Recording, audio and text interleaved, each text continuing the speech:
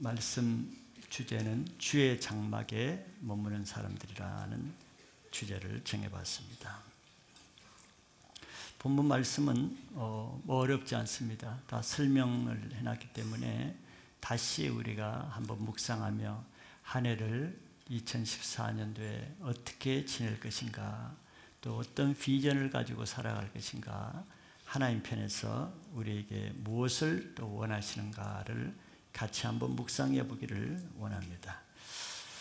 2014년도에는 하나님께서 우리 성도님들과 좀 더 가까이, 또 좀 더 친밀하게, 좀 더 주님과 함께 머무는 시간이 많은, 즉 주님의 장막 안에 거하게 되는 한 해가 되기를 바라겠습니다.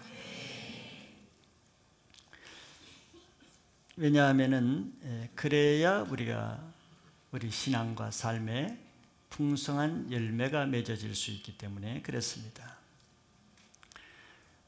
마가복음 3장에서 예수님이 제자들을 부르실 때 그 부르신 목적을 몇 가지를 설명했습니다. 그 중에 하나가 12제자를 부르시고 나서 자기와 함께 있게 하시기 위해서라는 말이 나와요. 너무 좀 평범하잖아요. 제자들을 사도로 세우시는데 물론 귀신을 쫓아내고 복음을 전하고 또 있는데 그 중에 하나가 자기와 함께 있게 하기 위해서 제자들을 세우셨다는 거예요. 그러나 이것은 굉장히 놀라운 뜻이 있습니다. 자기와 함께 있는 것, 우리가 주님과 함께 있는 것, 하나님의 장막에 함께 머무는 것이 얼마나 중요한 것인가를 또 말씀하는 구절이기도 합니다. 왜냐하면 예수님은 또 요한복음 15장에 이런 말씀을 하셨어요. 포도나무 가지가 포도나무에 붙어 있으면은 절로 과실을 많이 맺을 것이요, 그러나 포도나무 가지가 나무에 붙어 있지 않으면은 과실을 맺을 수 없다고 했습니다. 굉장히 중요한 말씀이죠. 우리 편에서는 우리가 아무리 노력하고 애쓰고 수고한다고 열매를 맺는 것이 아니고 우리 인생의 열매를 맺는 방법은 딱 한 가지, 포도나무 가지가 나무에 붙어 있는 것이라고 했어요.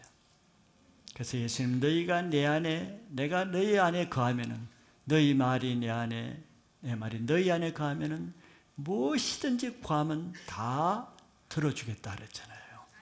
그 조건이 뭐냐면 내가 너희 안에, 너희가 내 안에 거는 조건이라는 것이 중요한 것이죠. 그래서 오늘 우리가 주의 장막에 머무는 사람들이라 할 때 그 의미는 신앙의 근본적인 것을 다루고 있다고도 할 수 있습니다.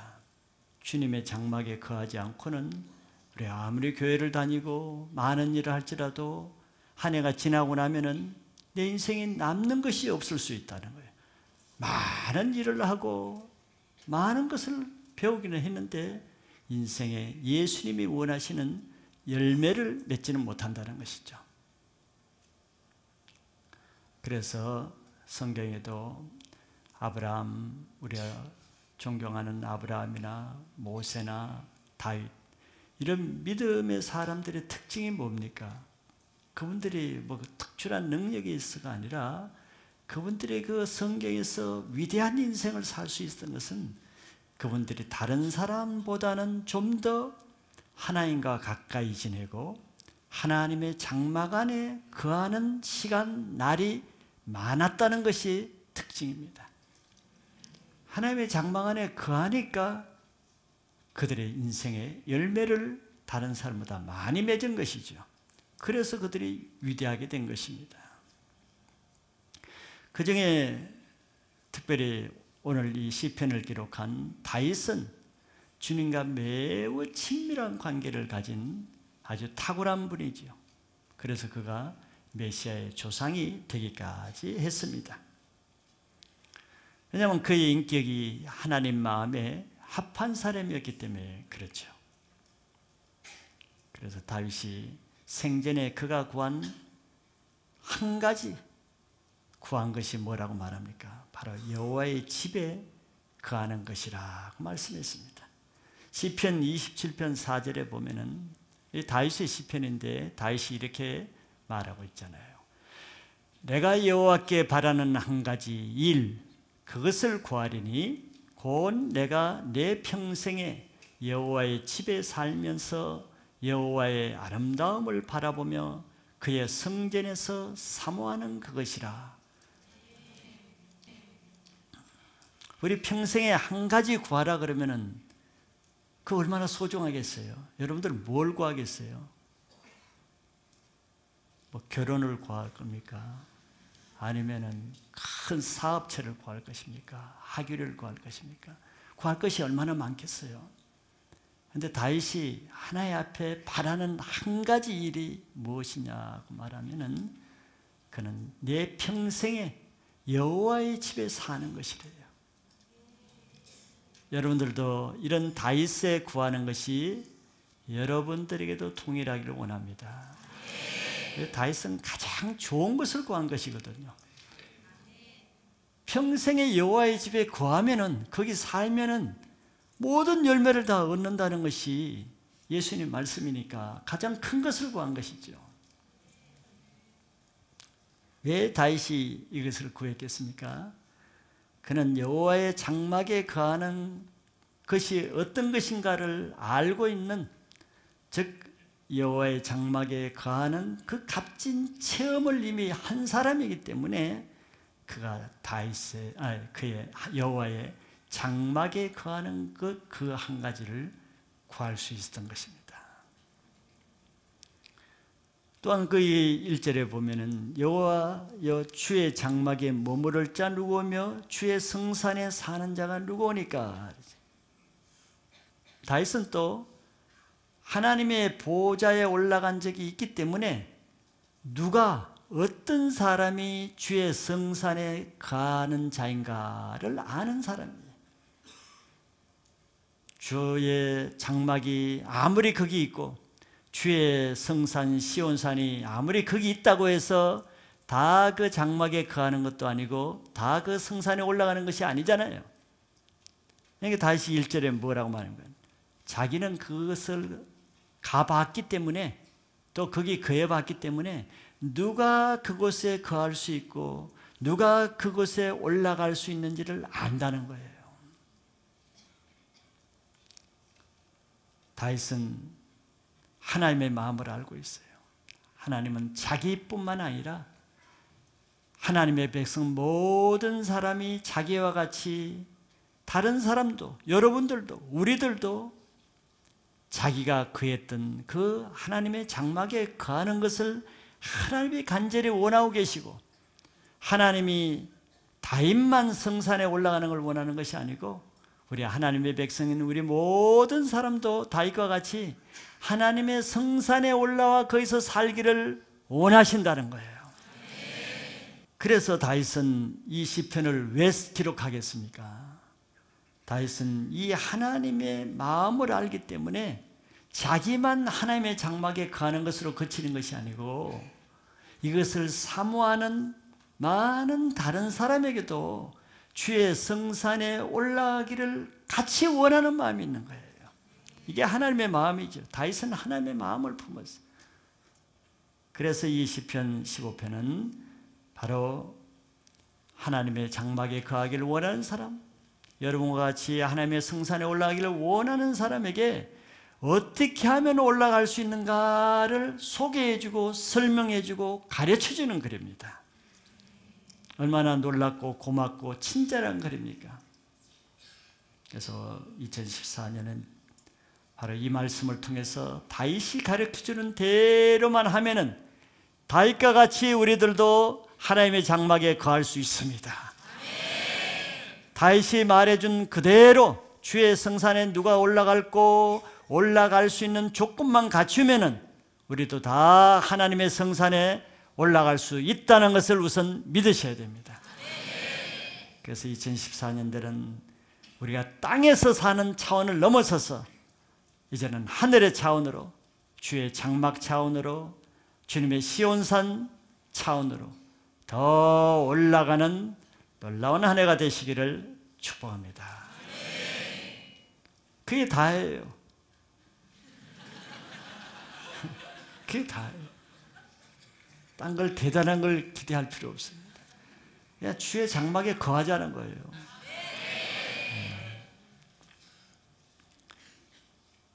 그래도 여기서 그칠 수는 또 없죠.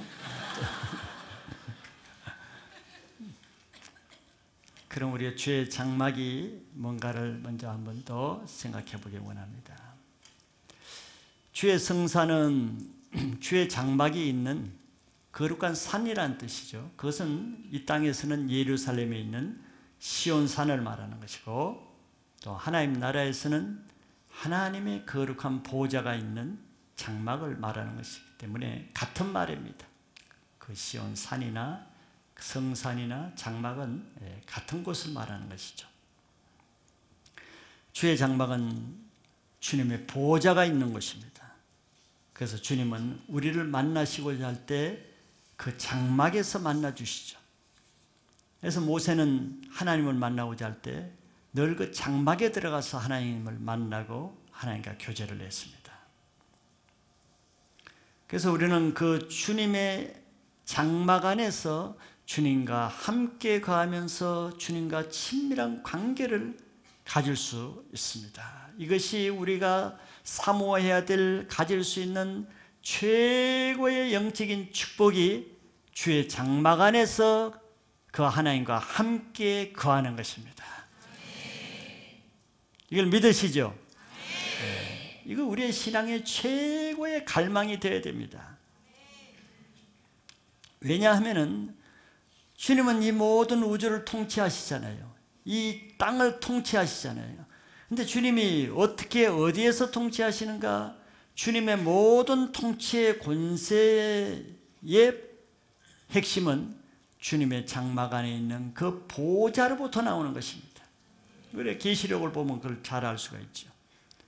그래서 주님은 주님의 장막에서 이 모든 백성들과 모든 온 세상을 통치하기 때문에 그 주님의 보좌가 있는 장막에서 하나님과 함께 거하는 것이 최고의 축복이요 최고의 권세를 갖는 것입니다. 주님의 장막에 거하는 자가 주님의 장막에 있는 권세를 이 땅에 행사할 수 있기 때문에 그런 것이에요. 우리 주기도문에서도 이미 제가 말씀을 드렸습니다. 뜻이 하늘에서 이루어진 것이 이 땅에서도 이루어지다 하는 기도를 왜 하라고 했습니까? 바로 하나님은 그의 장막에서 하나님이 계획하신 하늘의 뜻을 우리와 함께 교제하며 나누는 것을 받고 우리는 그것을 이 땅에 선포하는 것입니다. 계속 보겠지만 모세가 그것이죠. 모세는 시내산 정상에서 하나님과 함께 교제하면서 하나님으로부터 받은 그것을 이 땅에 선포한 하나의 모델이 됐죠. 그러므로 우리는 새해에 주님의 장막 안에 거하는 영적인 권세를 가지시기 바랍니다. 그래야 이 세상에 지배당하는 것이 아니고 이 세상을 통치하는 권세를 행사할 수가 있는 거예요. 이게 주님의 장막에 거해야 될 이유요, 주님의 장막에 거하는 사람의 권세입니다. 이것이. 그리고 마지막 때에는 이 땅에 하나님의 임재가 더 충만하게 될 것입니다. 그 이전의 어느 시대보다도 성령의 기름 부심이 강하게 될 것이기 때문에 그런 것이에요. 우리가 아는 대로 요엘서 2장 28절과 29절에 보면은 이런 약속이 되어 있죠. 그 후에 내가 내 영을 만민에게 부어주리니 너희 자녀들이 장래일을 말할 것이며 너희 늙은이는 꿈을 꾸며 너희 젊은이는 이상을 볼 것이며 그때 내가 또 내 영을 남종과 여종에게 부어줄 것이라. 그래서 사도행전 2장 17절 이하는 더 자세하게 나오죠. 마지막 때 말세에는 모든 육체에 주님의 성령을 부어주신다 그랬어요. 그런데 지금도 많은 성령의 역사가 일어나고 계시가 열려지지만 아직은 그 성령이 만민에게 부어진 상태는 아니에요. 모든 남종과 여종에게 부어준 상태는 아니죠. 안 부어준 남종과 여종이 더 많은 상태입니다. 그렇죠? 그러니까 빈약한 거예요, 지금. 그러니까 다윗의 장막에 들어간 사람이 적고 주의 성산에 올라가는 사람이 적은 이유가 그겁니다. 아직 기름 부심이 충만하지 않아요. 그런데 마지막 때가 될수록 모든 남종과 여종에게 성령이 부어지기 때문에 아이들은 예언을 하고 젊은이들은 환상을 보고 늙은이는 꿈을 꾸는 역사가 일어날 것을 예언한 거예요. 이것은 마지막 때가 될수록 하나님의 장막이 회복된다는 것이에요. 하나님의 성산에 오를 자들이 많아진다는 걸 예표하는 것입니다. 계속 마지막 때가 되어 갈수록 여러분들의 영적 세계가 넓혀갈 것이고 감추어졌던 계시가 더 확장될 것을 믿으시기 바랍니다. 이 마지막 시대는 우리들이 그러한 영적 흐름의 대열에 참여하는 자가 되어야 되는 거예요.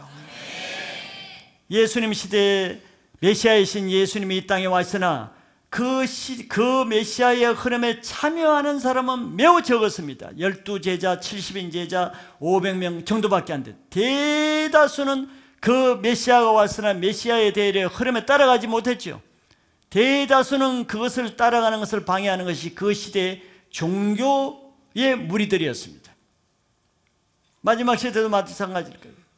성령의 모든 남종과 여종에게 성령이 부어줄 때 그 성령의 흐름을 따라가는 자가 되어야지, 예수님 시대의 종교인들처럼은 종교로 그것을 막는 세력에 합류해서는 안 되는 것이죠. 그래서 마지막 때는 주님의 닫혔던 장막이 다시 열리게 될 것이고 솔로몬 성전에 임하였던 하나님의 영광이 다시 회복하게 될 것을 바라봐야 됩니다. 그래서 마지막 시대는 우리가 올해 표로 잡은 대로 주님의 장막에 적극적으로 머무는 자가 되고 주님의 성산에 적극적으로 올라가는 자가 되시기를 바라는 거예요. 그럼 두 번째 중요한 실제적인 것은 누가 거기에 올라가고 누가 거기에 머무느냐 하는 문제죠. 어떻게 그럴 수 있느냐 하는 것인데, 다윗은 바로 우리들을 위해서 친절하게 그것을 설명해 주고 있습니다. 성경 많은 부분은 다 공통적입니다. 우리가 몰라서 모르는 바는 아니에요.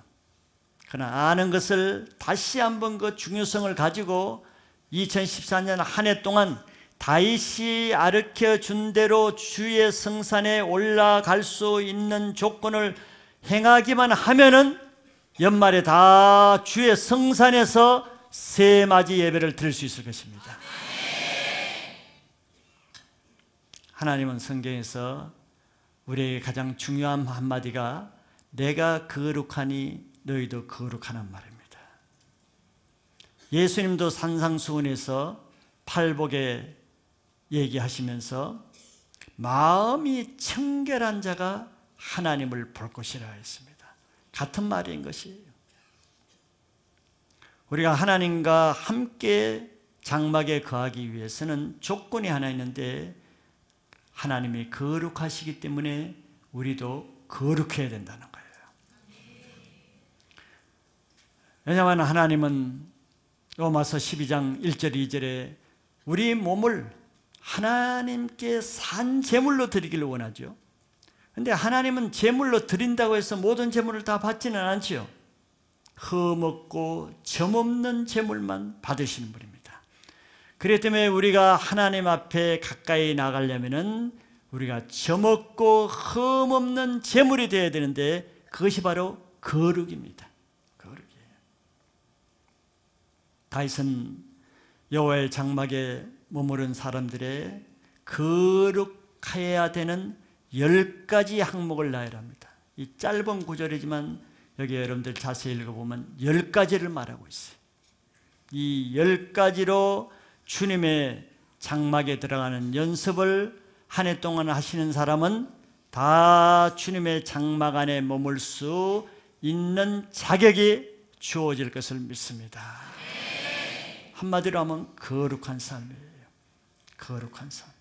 세상 속된 것과 구별된 삶입니다.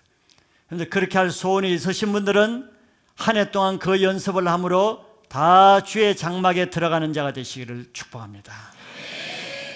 그럼 오늘 그 10가지를 간단하게 보겠습니다. 왜냐하면 다 아는 것이기 때문에. 첫째는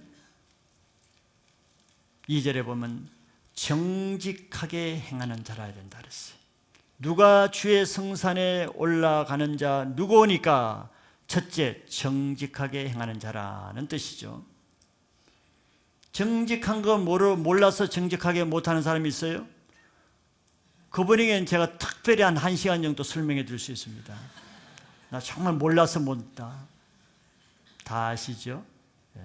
정직한 것은 하나님 앞에 흠없고 점없는 상태를 말하는 거죠. 우리가 점없고 흠없는 제물이 되기 위해서는 정직해야 되는 거예요. 하나님과 함께 거하기 위해서는 거짓되거나 속된 것이 없어야 됩니다. 정결한 삶이 요구되는 거죠. 다윗 자신도 마찬가지입니다. 그래서 다윗 자신도 이런 마음을 위해서 시편에 기도한 적이 있죠. 시편 51편 10절에 보면 다윗이 정직하지 못한 죄를 짓고 나서 그가 회개하면서 이렇게 기도했습니다. 하나님이여, 내 속에 정한 마음을 창조하시고 내 안에 정직한 영을 새롭게 하소서. 다윗이 어떻게 성산에 오를 수가 있었겠어요? 그도 성산에 오르기 위해서 저절로 된 것이 아니고 이런 기도를 한 것이, 하나님이여, 내 속에 정한 마음을 창조해 주시고 내 안에 정직한 영을 새롭게 해달라고 기도했어요. 이 다윗의 기도가 우리들의 기도가 되시기 바랍니다. 내가 정직할 수 없다면 기도라도 해야죠. 정직하려고 해도 안 되면 기도라도 하셔야지. 그러면 하나님이 도와주실 거 아닙니까? 하나님과 함께 거하기를 원한다면 여러분들 정직한 영을 달라고 기도하고 정직한 삶을 살기를 피 흘릴까지 싸우면서 여러분들이 훈련 받으면 하나님이 정직한 영을 주십니다. 즉 내 힘으로 내 본성으로는 정직할 수 없는 자이지만서도 다윗과 같이 하나님 창조해달라는 거예요. 자기 속에 없지만 있으면 뭐 달라 그러지. 창조해주고 정직한 영이 더럽혀져 있으니까 하나님 이것을 다시 새롭게 해달라 그러는 거예요. 여러분들도 이와 똑같은 내용의 기도를 하시면은 하나님이 정직한 영을 주실 것입니다. 두 번째는 누가 성산에 올라갈까? 공의를 실천하는 자라 그랬습니다. 공의는 하나님의 법에 합당하게 행하는 것이라고 할 수 있습니다. 즉 세상 기준대로 살지 않고 세상이 아무리 이것이 옳다 그래도 자기는 하나님의 기준에 의해서 하나님의 말씀을 지키며 하나님의 의를 행하고자 하는 사람이죠. 요즘 세상의 공의가 얼마나 하나님의 공의를 거스릅니까? 동성애로부터 해서 너무 불의한 것들이 많죠. 그러니까 이런 악한 세대일수록 공의를 실천하기가 쉽지 않은 거예요. 그래서 의인이 많지는 않습니다. 그래서 하나님의 장막에 들어가는 자가 많지 않은 것이고, 그것은 곧 하나님의 구원받는 숫자가 적은 이유가 그것이죠. 그러나 의인은 그럼에도 불구하고 세상이 어떻게 가든지 간에 세상에 어떤 핍박을 하고 위협을 하더라도 자기는 하나님의 말씀대로 실천하는 자가 하나님의 장막에 거할 수 있다는 거예요. 요한 3서 1장 11절에 이런 말씀이 있습니다. 사랑하는 자여, 악한 것을 본받지 말고 선한 것을 본받으라. 선을 행하는 자는 하나님께 속하고 악을 행하는 자는 하나님을 배웁지 못하느니라. 하나님을 여러분들 배우려면, 하나님을 만나려면 분명히 하나님의 선이 있습니다. 선을 행하는 자는 하나님께 속하고 악을 행하는 자는 하나님을 배울 수 없다 그랬어요. 하나님을 보기를 원한다 그러면은 하나님이 싫어하는 것을 싫어하고 하나님이 기뻐하는 것을 따라서 행할 수 있기를 바랍니다. 그것도 연습이 필요하죠. 훈련이 필요한 것입니다. 매주마다 교회는 하나님의 공의를 선포합니다. 하나님의 의를 선포하죠. 그러니까 세상적인 사람은 그 말씀이 거슬리고 대적하고 반대가 되는 것이죠.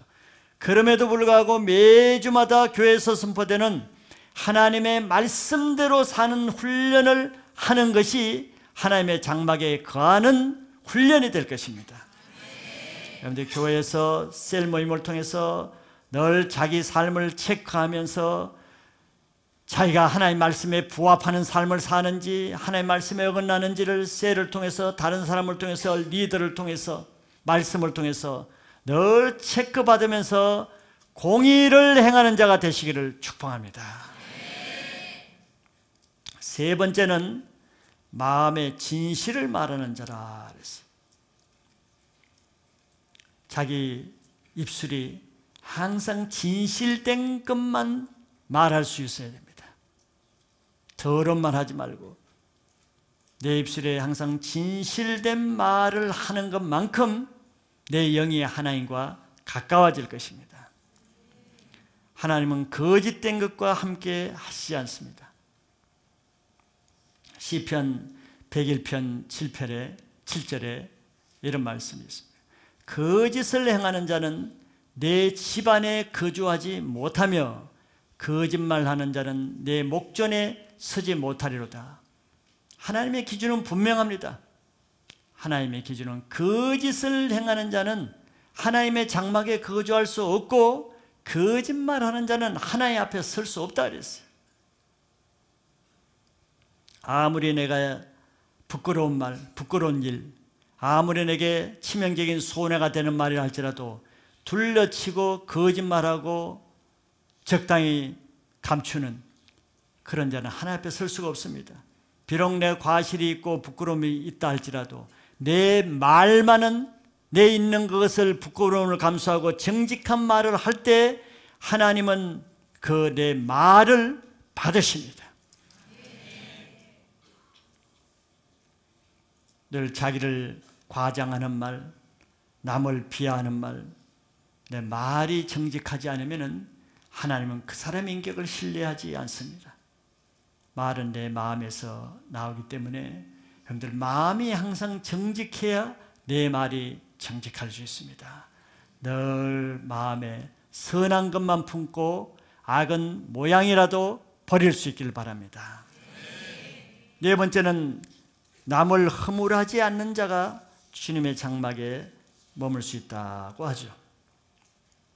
남을 허물하는 자, 남을 중상하고 모략하고 남에 대해서 험담하는 것이죠. 세상에서는 이것이 얼마나 일상화되어 있습니까? 직장에서, 회식 자리에서, 남 없는 자리에서 상사를 험담하고 국가 지도자를 험담하고 남 없는 데서 그 사람에 대해서 악한 말, 나쁜 말, 비방하는 말. 그 당사자는 안 들어도 하나님은 그 말 다 듣습니다. 남이 못되게 하는 것은 사단이 하는 것이지만 남이 부족해도 남이 잘되게 하는 마음을 갖는 것은 하나님께 속한 마음입니다. 하나님이 그걸 아세요. 왜냐하면 하나님 자신이 죄인이라도 잘되길 바라고 죄인이라도 구원받기를 원하는 거죠. 우리가 구원받기 전에 다 죄인이었잖아요. 하나님이 우리가 죄인이고 형편했다고 해서 망하기를 원했다면 아무도 구원받을 수 없습니다. 하나님의 마음은 죄를 지어도 그 죄인이 그 죄를 회개하고 잘되길 바라는 것이에요. 에베소 4장 29절에 보면은 무릇 더러운 말은 너희 입 밖에도 내지 말고 오직 덕을 세우는 데 소용되는 대로 선한 말을 하여 듣는 자들에게 은혜를 끼치게 하라 그랬습니다. 남에게 내 입술이 은혜를 끼치는 말을 하면은 그것이 물론 남에게 가지만 그 말이 자기에게로 옵니다. 자기가 하는 말은 다 그것이 자기 영역으로 되돌아온다는 걸 알아야 됩니다. 남에게 남의 허물을 말하면 그 허물이 자기에게 온다는 걸 알아야 돼요. 그렇기 때문에 우리는 악인이라도 못된 사람이라도 그 사람의 그 죄로 인해서 죽고 망하게 되는 일에 관여하면 안 됩니다. 내 영혼이 형통하려면 남이 늘 잘되는 일에 관여하고 남이 늘 회복되는 일에 관여해야지, 남이 못되는 일에, 남이 안 되는 일에 관여하면 자기 영혼이 그렇게 됩니다. 그래서 우리는 남에 대해서 말하는 것을 굉장히 주의해야 됩니다. 남에 대해서 말하려고 하면은 남을 칭찬하고 격려하고 남에 대해서 좋은 말만 해야지, 남에 대해서 험담하고 못한 말을 하면은 아나니보다 못하는 것이 아니고 자기에게 그대로 되돌아온다는 것을 명심하셔야 됩니다. 다섯 번째는 성산에 올라가려면 이웃에게 악을 행하지 않는 자라고 했습니다. 같은 말이죠. 우리는 이웃에게 악한 행위를 해서 이웃이 못되면은 그것이 나에게 그 화가 온다는 걸 알아야 됩니다. 남의 심판의 도구로 쓰임 받으면은 그 저주가 나에게 오는 거예요.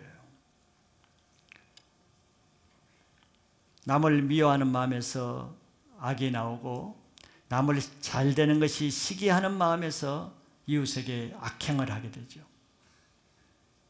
시편 101편 8절에 아침마다 내가 이 땅의 모든 악인을 멸하리니 악을 행하는 자는 여호와의 성에서 다 끊어지리로다 했습니다.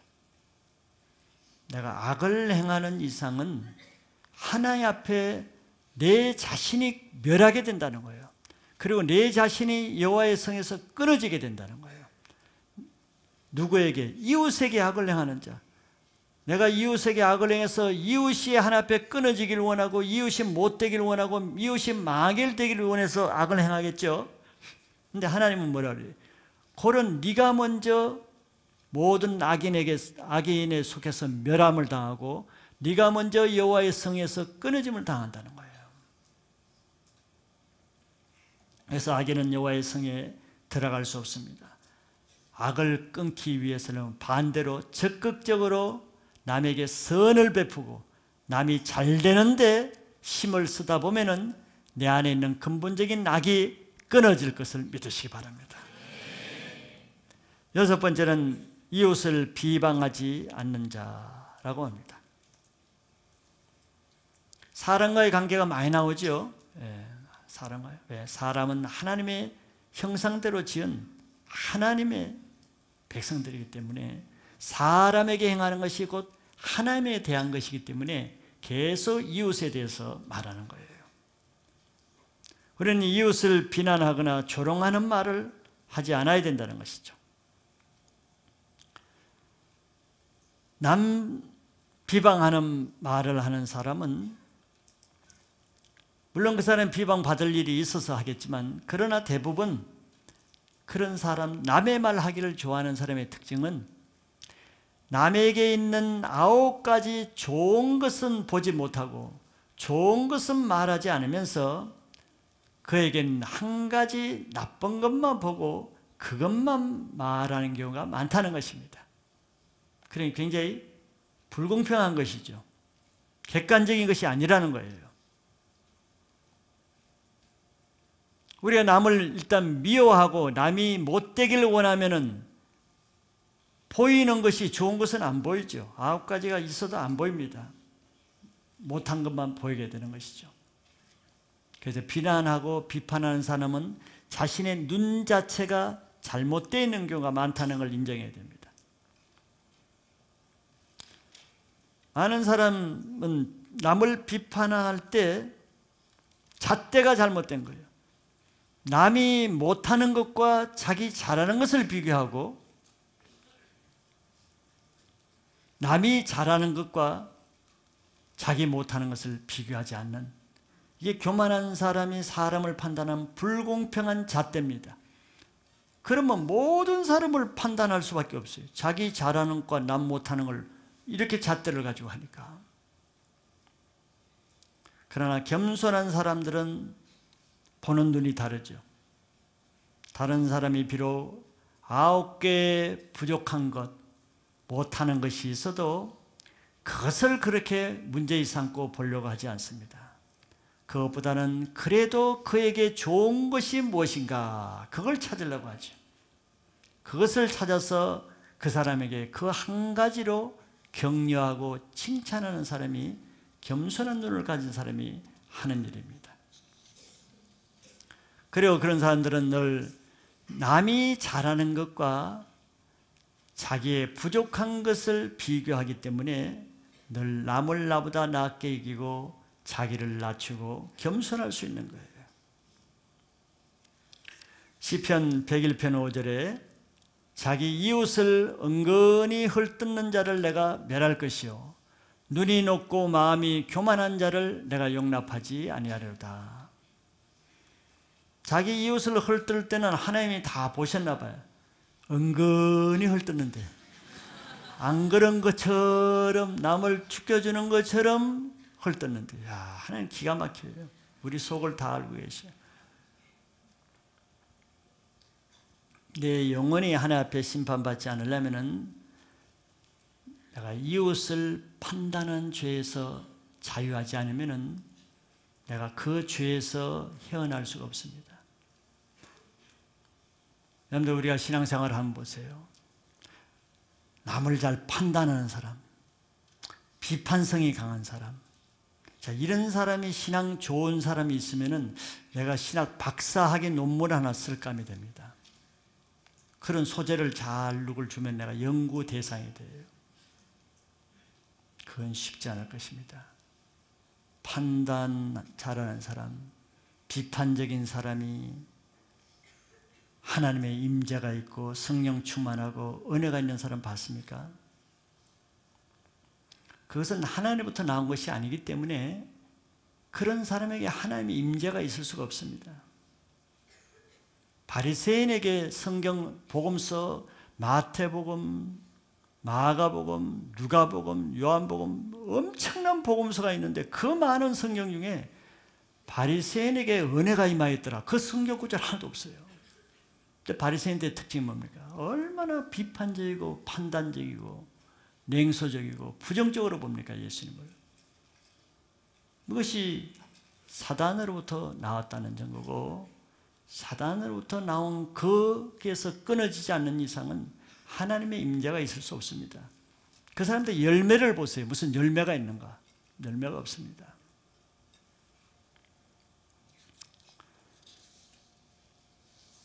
우리는 이웃에 대해서 늘 좋은 것을 보는 눈을 가지고, 격려하는 눈을 가지고, 세워주는 눈을 가지고, 그들이 잘되게 하는 눈을 가져야 내가 하나님의 임재, 하나님의 성산, 하나님의 장막에 들어갈 수 있는 넉넉한 마음이 되는 것이죠. 7번째는 망령된 자를 멸시하고 두려워하는 자를 존대하는 자가 성산에 들어갈 수 있다고 했습니다. 여기 망령된 자라는 것은 이 하나님을 망령되이 행하는 거예요. 하나님을 멸시하는 자. 그리고 두려워하는 자는 하나님을 경외하고 하나님을 두려워하는 자를 말합니다. 여기서 한마디로 말하면은 하나님을 망령되게 하는 자를 멸시하고 하나님을 두려워해서 경외하는 자를 존중히 여기는 마음을 가진 사람이 하나님의 장막에 들어갈 수 있다는 거죠. 이것은 하나님의 사람은 하나님이 미워하는 것을 미워하는 마음을 가졌고 하나님이 기뻐하시는 것을 기뻐하는 마음을 가진 사람이 하나님의 장막에 들어갈 수 있다는 것입니다. 사무엘상 2장 30절에 그러므로 이스라엘의 하나님 나 여호와가 말하노라 내가 전에 내 집과 내 조상의 집이 내 앞에 영원히 행하리라 하였으나 이제 나 여호와가 말하노니 결탄코 그렇게 하지 아니하리라. 나를 존중히 여기는 자를 내가 존중히 여기고 나를 멸시하는 자를 내가 경멸하리라. 엘리에게 하는 말이죠. 하나님은 하나님을 존중히 여기는 자를 하나님 존중히 여기고 하나님을 경멸하게 하나님을 멸시하는 쪽으로 여기는 자는 하나님도 그 사람을 그렇게 대한다는 거예요.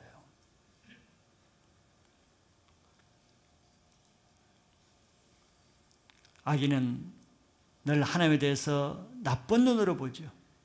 늘 자기에게 안 해준 것만 바라보죠. 하나님이 나쁜 분으로 보는 사람에게는 하나님도 그 사람을 그렇게 대한다는 거예요. 하나님은 그러나 자기를 존중히 여기는 사람을 하나님은 그 사람도 존중히 여겨줍니다. 그래서 하나님에 대해서 늘 선한 마음을 가지세요.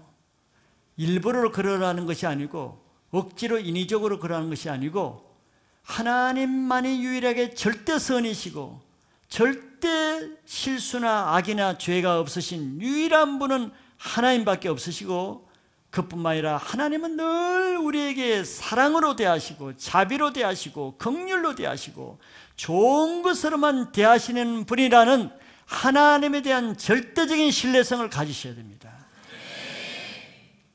그렇게 되지 않는 것은 내 안에 악한 죄로 인해서 내 눈이 오염되고 내 마음이 타락되기 때문에 의심이 되고 그렇게 보이는 것일 뿐이에요. 그러면 내 영은 하나님과 함께 할 수 없습니다. 좋을 때는 금방 하나님이 최고라니까 조금 자기 뜻대로 안 되고 좀 어려우면은 하나님이 왜 이러는 거예요? 자기는 하나님께 어떻게 해놓고 자기는 평생 하나님께 악하게 해놓고는 한 번 하나님 어려면 하나님 왜 이러는 거예요? 자기 자신을 모르는 거죠. 그런데 하나님에 대해서는 항상 선한 마음, 의로운 마음, 존중하는 마음만 가지시길 바랍니다. 여덟 번째는 선한 것을 변치 않는 자입니다. 성경에는 선한 것을 해로울지라도 변치 아니한다 그랬어요. 뭐 선한 것을 해롭지 않은데 변할 사람은 없겠죠. 변하는 데는 다 변할 수밖에 없는 이유가 있죠. 그것은 그 선한 것을 지키려니까 너무 손해가 극심하고 너무 힘들고 너무 나에게 해로운 일이 있기 때문에 선을 파괴하고 무시해버리죠. 없는 걸로 하죠. 그걸 아시고 하나님은 한마디를 첨가해 놓은 거예요. 해로울지라도 변하지 말라는 거. 그것은 왜 이렇겠습니까? 내가 하나님께 선한 것은 뭡니까? 하나 앞에 자기 마음을 결단한 것이죠. 그런데 조금 환경이 바뀌어서 그렇게 할 때 내가 너무 힘들고 손해갈 것 같다고 변하면은 내 손해보는 것보다 하나님을 더 무시하는 것이죠. 내 형편보다 하나님을 더 못하게 여기는 것이죠. 하나님께 한 약속보다 내가 더 중요한 것이 되죠. 그거는 엄청난 죄죠. 하나님을 멸시하고 무시하는 죄란 말이죠. 그러면 하나님도 그에게 하신 약속을 지키지 않습니다. 하나님을 신뢰하지 않는 사람에게 하나님이 그 사람을 어떻게 신뢰하겠습니까? 하나님과 함께 거하기 원한다면 하나님께 어떤 말로도 어떤 행위로도 약속한 것이 기억나면 그것을 먼저 지키시기 바랍니다. 아홉 번째는 이자로 돈을 꾸어주지 않는 자라고 말합니다. 하나님은 이스라엘 백성들에게 말하기를 자기 동족에게 돈을 꾸어줄 때는 이자를 받지 못하게 했습니다. 그러나 이방인들에게 꾸어줄 때는 이자를 받아도 괜찮다고 말씀하세요. 신명기 23장 20절에 보면은 타국인에게 내가 꾸어주면은 이자를 받아도 되거니와 내 형제에게 꾸어주거든 이자를 받지 말라. 그리하면 내 하나님 여호와께서 내가 들어가서 차지할 땅에서 내 손으로 하는 범사에 복을 내리시리라 그랬습니다. 하나님은 하나님의 백성 자기 형제에게 돈을 빌려주고 이자를 받는 것을 금하십니다. 좋아하지 않습니다. 왜냐하면 그 돈을 꾸는 자는 어떤 자가 돈을 꾸겠어요? 가난해서 어려워서 먹을 것도 없고 입을 것도 없는 가난한 형제가 돈을 꾸는 것인데, 가난한 형제에게 이자를 받는 것을 원치 않아요. 반대로 늘 가난한 자, 고아와 과부들에게는 그냥 자비를 베풀라고 하나님 말하지, 그런 자에게 고리대금으로 이자놀이를 하면 이자를 받는 그런 일을 하는 사람은 하나님의 자비의 마음, 하나님의 사랑의 마음과 배치되는 마음이죠. 그런 자는 하나님의 성산의 장막에 들어갈 수 없다는 거예요. 하나님 장막에 들어가려면 하나님의 마음을 같이 품어야 돼.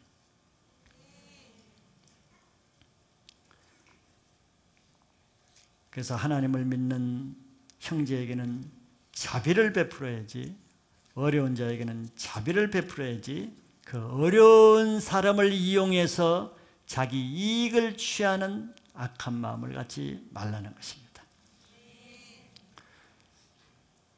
마지막 10번째, 뇌물로 무죄한 자를 해하지 않는 자라고 합니다.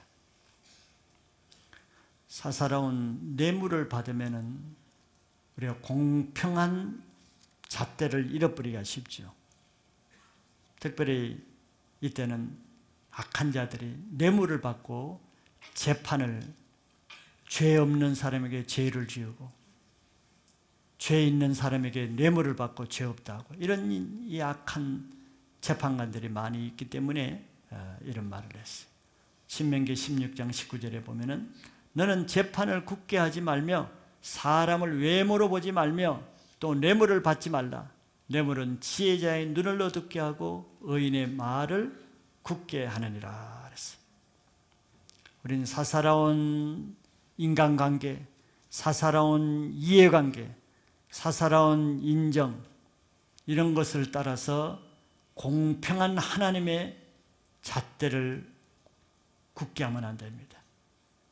내가 그 사람과 친하니까, 저 사람의 지위가 있으니까, 저 사람에게 나에게 잘해주니까, 그런 것 때문에 우리는 하나님의 공의를 잃어볼 때가 많죠. 치우친 결정을 한. 하나님은 항상 누구 편인가 보세요. 구약에 보면 특별히 하나님은 항상 약한 자 편, 가난한 자 편입니다. 고아와 과부와 나그네 편에만 있었죠. 이런 하나님의 장막에 머물라 그러면은 하나님과 같은 마음을 가져야 됩니다. 우리는 약한 자를 소외시키고 약한 자를 왕따시키는 이런 세대잖아요. 이게 하나님 앞에 굉장한 죄입니다. 하나님의 마음과는 반대예요. 왜 우리 주에 약한 자를 붙여주겠습니까? 하나님의 자비와 하나님의 사랑의 마음을 베풀려고 한 것인데, 반대로 그런 약한 자를 소외시키고 왕따시키는 것은 하나님의 장막에서는 그 사람이 소외되고 왕따당하게 됩니다. 그런 사람은 하나님의 장막에 들이지 않기 때문이죠. 자, 이것이 다윗이 우리에게 하나님의 장막에 들어가기를 원하는 사람이 갖춰야 될 10가지 덕목입니다. 자격이라고 할 수 있죠. 이것은 신앙의 인격으로 할 수 있는 것이죠. 모르는 바 아닙니다. 우린 지금까지 이런 것을 많이 무시하고 살았을 뿐이죠. 소중히 여기지 않았을 뿐이죠. 왜? 목표가 없으니까. 그냥 도덕적으로 생각하기 때문에. 그러나 오늘 우리가 이 10가지를 볼 때는 다른 개념이죠. 왜? 목표가 분명히. 그냥 도덕적으로 착하게 살기 위해서 이렇게 하면은 한두 가지도 행하기 어렵습니다. 한두 달 가면은 허지부지해지죠. 그러나 우리는 착하게 살기 위해서 유교에서 말하는 도덕률을 높이기 위해서 이런 10가지를 지키는 것이 아닙니다. 하나님의 장막에 거하고 하나님과 함께 성산에 거하기 위해서는 반드시 이런 인격을 가져야만 된다고 할 때는 절대성이 주어지는 것이죠. 그러므로 올 한 해는 여러분들 훈련의 갑지불이 없이는 하나님 나라의 좋은 것을 얻을 수가 없습니다. 정말 값진 것을 원한다면 값진 갑지불이 요구되는 것이에요. 그런데 하나님은 우리가 할 수 없는 것을 요구하는 것이 아니고 이 10가지는 우리가 하나님을 사모하고 장막에 거하기를 원하는 사람에게는 하나님이 이것을 하게끔 해 주시는 거예요. 신년집회 3일 동안 우리는 계속 여기에 대해서 계속 볼 것입니다. 오늘로 끝나는 것이 아닙니다. 우리는 어떻게인지 저는 여러분들을 주의 장막에 나는 하여튼 집어넣고 말겠습니다. 밀어서라도 그냥 집어넣어야 돼요. 이 3일 동안 주의 장막에 하여튼 비집고라도 들어가야 됩니다. 그런 사모함이 있으면 하나님이 도와주신다는 거예요. 내 힘으로 하니까 나는 안 돼 이렇게 되는데 내 힘으로는 누구나 할 수 없어요. 다윗과 같이 정말 이런 기도로서 강구로 나갈 때 하나님이 여러분들과 함께 가기를 원하시기 때문에 하나님은 주의 장막에 들어오지 못할 목적이 아니고 주의 장막에 들어올 목적으로, 붙일 목적으로, 집어넣을 목적으로 우리에게 이런 가이드를 주시고 말씀을 하시기 때문에 우리 편에서 응답만 하면은 하나님은 너무 흔쾌히 우리를 불러주실 것입니다. 마지막 세 번째는 축복을 한 줄로 써놓죠. 5절에. 자, 이런 삶을 사는 사람에게는 주의 장막에 거하는 복을 주는데 주의 장막에 거하는 자의 복이 뭐냐면은 영원히 흔들리지 않는 반석에 거하게 한다는 거예요. 그것도 영원히 흔들리지 아니하리라. 이것도 왜 중요한 줄 압니까? 그냥 다 흔들리지 않을 것 같아요. 히브리서 10장이나 성경 많은 곳에는 마지막 때는 무슨 시대가 와요? 진동하는 때가 온다 그랬습니다. 진동하는 때가 온다는 거예요. 천지가 진동하는 때가 옵니다. 진동은 뭡니까? 그야말로 흔들리는 거잖아요. 근데 가을에 감나무도 감이 열리고 다른 과일수가 열릴 때 옛날엔 그 감 홍시 따는 게 쉽지가 않아요. 저 높은 데 올라가기 때문에. 그런 감나무를 이렇게 흔들어 버리는 거예요. 흔들으면 익은 감들은 다 홍시 같은 건 다 떨어지죠. 흔드는 것은 바로 흔들면은 흔들릴 것들은 다 흔들리는 거예요. 흔들릴 것들은 다 흔들리는데 흔들리지 않을 것들만 남는다고 했습니다. 이게 지금 흔든다는 개념입니다. 마지막 때는 하나님이 거대한 폭풍으로 이 세상을 한번 흔들어 버리는데 그때 흔들리는 자들은 다 없어집니다. 사라져요. 심판대로 사라집니다. 흔들리지 않는 자만 남아있는 거예요. 뭘로 흔들겠어요? 사단의 여러 가지 시험으로 흔드는 거예요. 지금도 교회는 계속 하나님을 흔들잖아요. 흔들릴 자들은 계속 흔들리잖아요.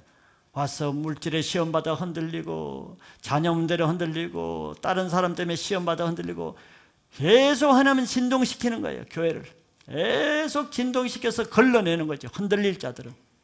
흔들릴 자들은 계속 떠나잖아요. 들어온 사람도 있지만. 그러나 끝까지 흔들리지 않는 자만 주의 장막에 들어간다는 거예요. 마지막 때 진동하는 시대가 오는데 그때 주의 장막에 있는 자만이 흔들리지 않고 남아있는다는 거예요. 그러니 주의 장막에 들어가셔야겠죠. 그러지 않으면 지푸라기와 같이 그냥 마지막 때가 되기 전까지는 있는 것 같고 붙어 있는 것 같아도 마지막 때 한번 흔들어 버리면 다 흔들리는 거예요. 주의 장막에 있는 자는 영원히 흔들리지 않고 주님과 함께 있게 된다는 것을 믿으시기 바랍니다. 그래서 새해에는 주님의 장막에 거하면서 하나님과 친밀한 인격적인 교제를 가면서 여러분들의 영이 땅에서 이제는 하늘에 속한 하늘의 영적인 신앙을 할 수 있는 차원으로 올라가시길 바랍니다. 그래서 주의 장막에 머무는 사람들이 다 되어서 우리 주의 장막에서 이제 만나기를 원합니다. 장막 밖에서 이제 만날 기회가 없어요. 다 주님 안에서, 주님 임재 안에서 우리는 만나야 됩니다. 한 해 동안 교회 안에서 주님의 임재 가운데서 여러분들이 다 새로운 차원으로 신앙이 올라가서 주님의 신부로 단장되어지는 한 해가 되시기를 주님의 이름으로 축원합니다. 할렐루야.